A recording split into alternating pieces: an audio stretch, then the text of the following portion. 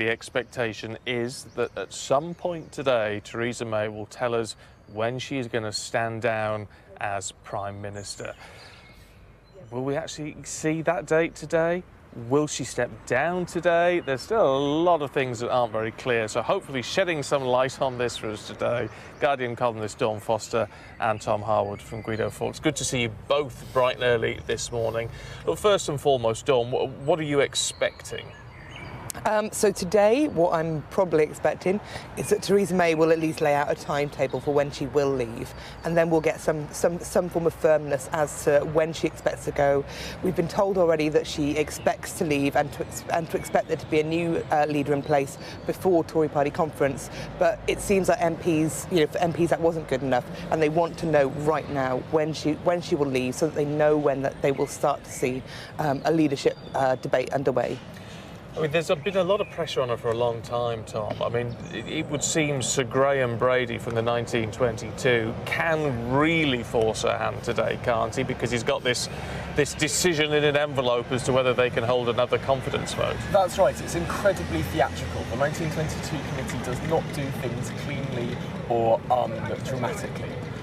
What's actually interesting about that committee is members on it that I've spoken to over the last few months have been really adamant that they have been the people who have been keeping her in place, really, for the last year. They were the committee that shored up her place after that election, but now things have gone too far, and really that verbal raising of the idea of a second referendum, that raising of the idea of a customs union has pushed people over the edge. These are directly going against the manifesto, and even moderate MPs now are saying enough's enough and it's time to go, and the pressure's just got to that point. Yesterday we saw that incredibly dramatic time when the Prime Minister was holding herself up in number 10, when she wasn't accepting meetings, when there was a cabinet resignation.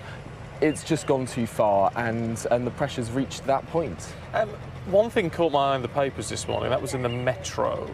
Is it tell her to go, Phil? I mean, saying her husband should give her a bit of advice.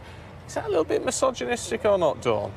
I think it is in part, and I think the fact that a number of MPs have happily leaked that they have been trying to get to her husband to convince her says a lot about the state of the debate in the Conservative Party at the moment.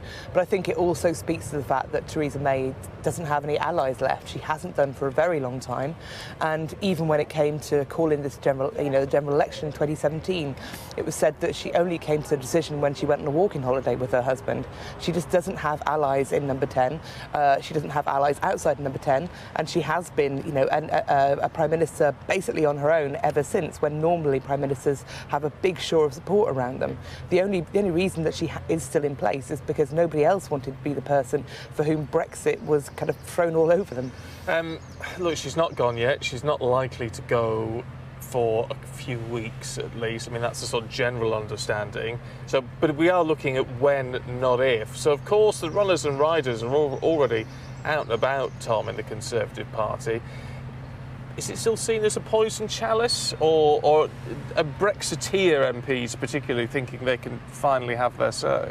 People have been gunning for this job for years, months. Absolutely. There are about a dozen candidates who have formed unofficial, official teams, hiring staff, getting ready for this contest. I don't think it's quite an accurate depiction to say people have been running away from it. They've been gearing up to challenge the Prime Minister for many, many months now. And really we're starting to see, I think, 3 candidates as of just a couple of weeks ago have officially said they're going to run, and around half a dozen, perhaps even 10 more than that, have started to manoeuvre to that position. So we're really going to see a more official leadership contest burgeoning out now. People are being more bold in sort of the policy proposals that they're suggesting, saying if the Prime Minister needs to do X, Y, Z in order to win the next election. It's quite overt. And what we're going to see is, I think, a 3-month leadership contest where the Prime Minister stays in an almost lame duck caretaker capacity while the real debate is had underneath her. And yeah, what difference is it going to make, Dawn? I mean, lots of experts are coming out and saying we get a new Prime Minister, and whether they're a hard Remainer or a hard Brexiteer, it doesn't change the maths in the House of Commons, so they're not actually going to be in any better position than Theresa May has been in. I mean, I'd agree with that argument, but I think that a lot of the Conservative chancellors, so to speak, honestly believe at this point that they will be the person to stem the tide. They think that if they come in, they will be able to bring people together, but also they're banking on, a Tory election campaign and then party conference season, meaning that there's only a few weeks to go until the end of the next deadline, at which point they're hoping some Labour people will jump on board. You're shaking your head. Right. Are you thinking that actually, if you get a Brexiteer in at least, they're just going to sit there until the end of October and just let a no-deal Brexit happen? Well, there are two schools of thought in the Conservative Party right now about how they could do a better job than Theresa May.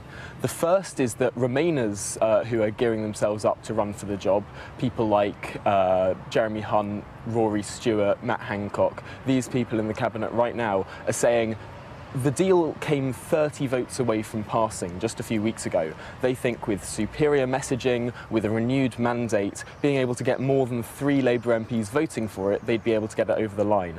And then the Brexiteer candidates think that the Prime Minister hasn't played hardball enough with the EU, that they could return to Brussels and get concessions over the Irish backstop with that credible threat of no deal that just yesterday the Institute for Government said that there was nothing that Parliament could do to a Prime Minister to stop them delivering no deal if they were determined to do so.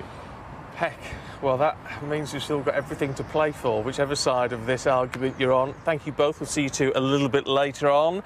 We will have a special report today on the rise of the Brexit Party a little bit later on. Our political correspondent, Lewis Goodall, has been following the party and its leader, Nigel Farage, throughout the European election campaign. And you can see 40 days of Farage and new populism throughout the day here on Sky News, starting at 9:30 this morning.